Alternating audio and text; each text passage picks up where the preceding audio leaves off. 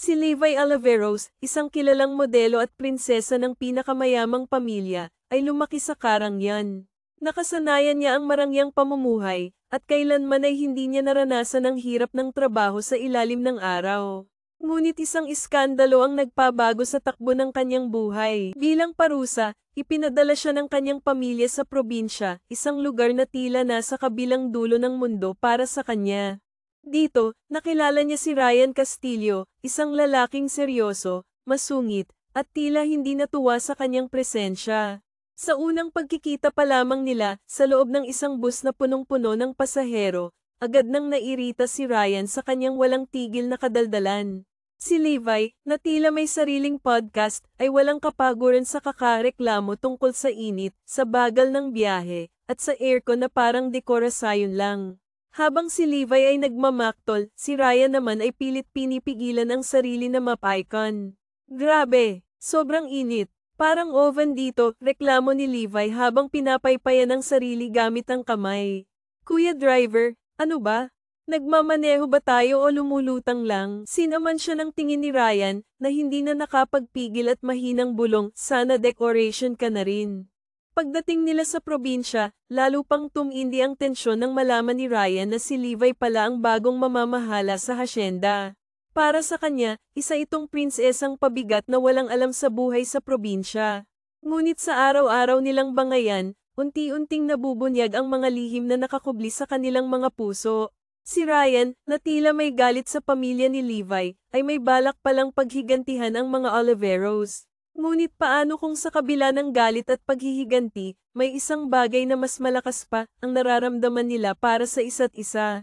Mauuwi ba ang kanilang alitan sa isang mas malalim na koneksyon, o mas pipiliin nilang manatili sa galit at paghihiganti? Sa loob ng bus, habang tirik ang araw, nagsimula ang isang kwento ng bangayan, galit, at maaaring pag-ibig. Ngumuso si Levi, halatang inis. Kasalanan to ng mga magulang ko, reklamo niya habang nagpupunas ng pawis. Kung bakit ba kasi pinasakay ako ng bus? Pwede naman akong ihatid ng kotse kasama si Martha. Tumutulong na lang sa pagpapaypay sa kanya ang kasambahay niyang si Martha Santos, na tila sanay na sa mga reklamo ng amo niya. Oh my gosh! And then there's this weird smell. Alam mo yung parang halo ng pawis, prito, at konting asim, tanong ni Levi kay Martha, habang sumengot singhot. Bigla niyang tinanong ang katabing matandang lalaki, Kuya, amoy mo ba yon? Baka naman ako lang. Nanlaki ang mata ng matanda, tila nagdarasal na sana'y tigilan siya ng dalaga.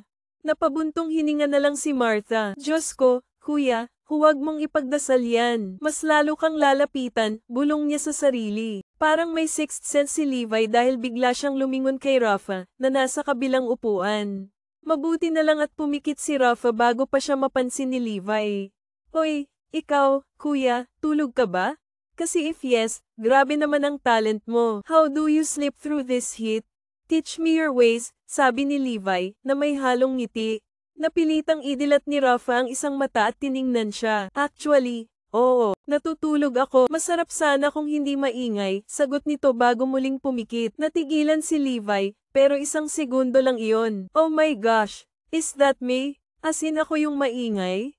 Hala! Why didn't you tell me sooner? Napangiwi siya pagkatapos. Alright, hindi tayo close. But now that we're talking, let's be friends, sabi niya, sabay abot ng kamay kay Rafa na tila naghihintay ng handshake.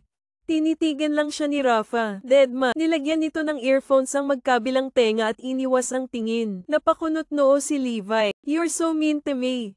Akala ko naman magiging friend na kita, reklamo niya. Biglang umalag ang bus, tumigil, at biglang humandar ulit. Si Levi, na nakahawak sa upuan, ay muntik nang sumubsob. Sa isang iglap, hawak na ni Rafa ang siko ni Levi.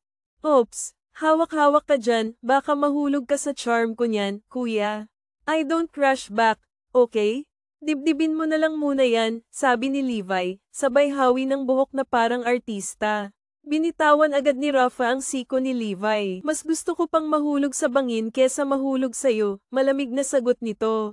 Natawa si Levi, pero mukhang hindi siya na-offend. Alam naman niya, deep inside, na may crush ito sa kanya, tinatago lang. Ilang minuto pa ang lumipas, hindi na napansin ni Rafa na hawak na lang niya ang earphones niya at nakikinig na siya sa kwento ni Levi. So basically, I decided na mag-move on sa province kasi gusto kong mag-start fresh, you know? Change of scenery, slow life vibes, sabi ni Levi, na parang nagmamanolog. Pero ang totoo, pinatapon talaga siya ng magulang niya doon. Mukha kang ang mabagal, sagot ni Rafa, na lalong nagpahaba sa nguso ni Levi. Grabe ka naman, as in ang mean mo ha. Pero fine, sige, I'll let that slide kasi baka yun lang talaga ang kaya mong sabihin. I forgive you, sabi ni Levi, sabay ngiti na parang Miss Universe. Sa lahat ng pwedeng ipamana ng Daddy Cadence niya, ang pagiging madaldal talaga ang nakuha niya. Samantalang ang pagiging maarte naman ay namana niya sa mommy niya. Wala man lang magandang pinamana ang mga ito maliban sa ganda niya. Hindi naman ako humihingi ng tawad, sagot ni Rafa, pero parang wala lang iyon kay Levi. Mas lalo pa niya itong hinarap. Ikaw, what is your kwento ba? Ba't ka pupunta sa probinsya? Tanong ni Levi. Sa unang pagkakataon, natahimik si Rafa. Bumantong hininga ito at tumalikod. Napakamot ng ulo si Levi at hinayaan na lang ito. Biglang bumagal ang bus at sumilip ang ilang pasahero sa bintana. Anong nangyayari, Manong? Tanong ni Rafa sabay tayo. Si Levi ay sumilip din sa bintana at nanlaki ang mga mata. Oh my gosh! Is that a cow in the road? That's so cute, mahinang tili niya. May isang malaking baka na nakahiga sa gitna ng kalsada, chill lang, parang may existential crisis. Ngayon lang talaga siya personal na nakakita ng baka. Kuya driver, talk to the cow, please. Malay mo may pinagdadaanan lang siya, biro niya habang nakatingin sa baka na ayaw talagang gumalaw kahit anong gawin ng mga tao. Tumayo si Levi at lumapit sa driver. Kuya, gusto mo ba akong subukan? Maybe I have cow whispering powers, sabi niya na may kumpiyansa.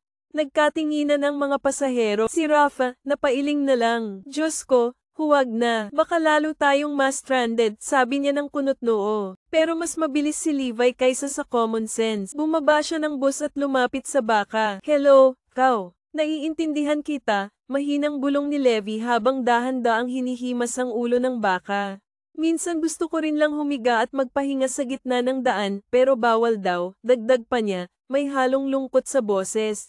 Pinagmamasdan niya ang malaking hayop na tila walang pakialam sa mundo. Pero ikaw, baka naman pwedeng lumipat ka lang kahit konti? Ayon sa damuhan, sabay turo niya sa gilid ng kalsada, ang boses niya ay puno ng lamang at pag-asa. Tahimik ang lahat ng pasahero, nag-aabang kung ano ang mangyayari. At sa hindi inaasahang pagkakataon, tumayo ang baka. Dahan-dahan itong lumakad papunta sa damuhan, eksaktong sa direksyong itinuro ni Levi. Napuno ng hiyawan at palakpakan ang bus. Pagbalik ni Levi sa loob, masayang ngumiti ang driver. Aba, ang galing mo. Iya, natatawang sabi nito. Masayang nagbaw si Levi, parang artista sa entablado. Thank you, thank you. Gifted po ako, sagot niya, sabay ngiti na parang Miss Universe.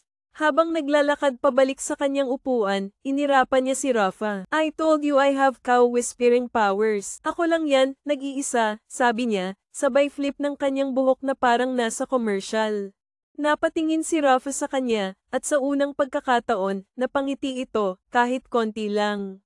Pero hindi iyon nakaligtas kay Levi, na lihim na natuwa. Nang bumaba si Rafa sa kanyang destinasyon, diretso siya sa bahay na nirentahan niya pansamantala. Isang linggo lang siya roon bago lumipat sa mansyon ng mga Oliveros, ayon sa utos sa kanya. Ngunit pagdating niya sa mansyon, natigilan siya. Sa harap ng engranding mansyon ng Hacienda Oliveros, nakita niya ang isang pamilyar na figura. Isang babae na nakapamewang, suot ang eleganteng beige dress, habang nag-uutos sa mga katulong na bitbitin ang napakaraming designer luggage. Si Levi, ang babaeng maingay sa bus. Hindi to pwede, hindi siya pwede, mahinang bulong ni Rafa sa sarili, pero halatang hindi siya makapaniwala. Lumingon si Levi at nagtagpo ang kanilang mga mata. Nanlaki ang mata ng babae. Oh my gosh, halos tili nito. Ikaw yung mini sa bus.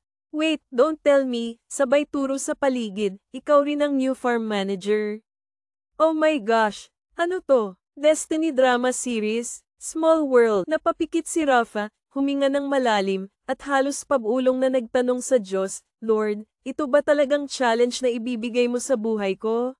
Rafael de la Vega, sagot niya, malamig ang boses na parang hangin sa madaling araw. Napangiti si Levi, bahagyang napailing. Fine, Fine. So, ano na ang una kong gagawin? Matutong gumising ng maaga. Hindi ito city life na pwede kang magpuyat tapos magising ng tanghali. Seryosong sabi ni Rafa, na parang nagsasabi ng prophecy. Napatigil si Levi, kunot noo. Wait, are you saying wala ng late night K-drama marathons dito? Tanong niya, halos hindi makapaniwala. Bamantong hininga si Rafa, wala ring bar dito. Kung gusto mong mag-party, good luck, dagdag pa niya, may halong sarkasmo. Kung gusto mong magising sa gitna ng palayan kasi tinapon ka ng mga tao dito, go ahead, sagot ni Rafa, halatang pinipigilan ang ngiti. Nilinggan lang siya ni Levi, pero sa loob-loob niya, gusto na niyang mag-walk out. Tumalikod siya at bamantong hininga. Wala talagang kwentang kausap ang lalaki. Kung hindi ko lang siya gusto, baka kanina ko pa siya pinaalis, bulong niya sa sarili. Okay, Levi, kaya mo to. Isang taon lang, pampalakas loob niya sa sarili habang pinipilit ngumiti. Habang nililibot niya ang lugar, bumaling siya kay Rafa. So, anong schedule natin every week? Nandito ba tayo araw-araw? Tanong niya, pilit na kalmado. Tumaas ang kilay ni Rafa, halatang natatawa sa tanong niya. 4:30 everyday. Walang trabaho ng Saturday and Sunday. Muntik nang mahulog ang panga ni Levi. 4:30. As in 4:30 in the morning, gulat niyang tanong, parang hindi makapaniwala. Kalmadong tumango si Rafa, ngunit may bahagyang ngiti sa labi niya, tila inaabangan ang reaksyon ni Levi. Bakit pa kasi niya sinabing kailangan niyang matuto sa farm? Pero kahit hindi niya sabihin, si Ethan Morales pa rin pala ang magsasabi dahil utos yun ng ama. Hindi to gawain ng model na tulad ko. Life is so unfair, pabantong hiningang bulong niya. Kinabukasan, nakatayo si Levi sa gitna ng maputik na palayan. Suot niya ang oversized na long sleeve polo, leggings, at isang straw hat na parang props ng isang photoshoot. Halatang hindi siya bagay doon. Nakangisi si Rafa habang nakatayo sa harap niya, naka-cross arms, at parang nag-aabang kung kailan siya susuko. Okay, so, anong gagawin ko today? Modeling? Puso sa bukid? Gusto mo ba ng Lost Princess in the Farm look? O baka naman may ako na kailangang mind control ulit, nag-finger gun siya kay Rafa. I got you. Tiningnan lang siya nito, seryoso. No, magtatanim ka. Napakurap si Levi, Marteng tumawa. Ngunit nang makita niyang seryoso si Rafa, sumimangot siya. Ha, wait lang. Legit, you want me to, touch dirt with my bare hands?